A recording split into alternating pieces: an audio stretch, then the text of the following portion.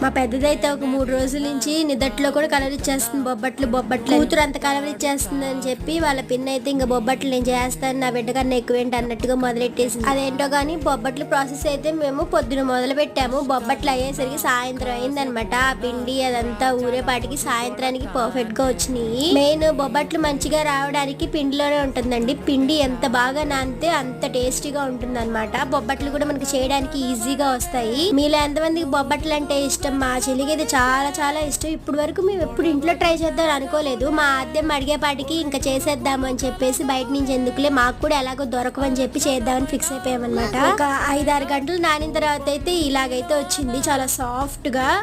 అప్పుడైతే బొబ్బట్లు చాలా పర్ఫెక్ట్ గా అయితే వచ్చేసింది. మా చెల్లి చేసి ఇచ్చేస్తాను, నేనైతే కాల్ చేశాను. రెసిపీ అయితే క్లారిటీ కావాలంటే నేను ఇంకా పెద్ద వీడియో చేయమంటే చేస్తాను అనమాట. మొత్తానికి అయితే నేతి బొబ్బట్లు చాలా చాలా టేస్టీగా ఉన్నాయి. ట్విస్ట్ ఏంటంటే మా పిల్ల తినలేదు.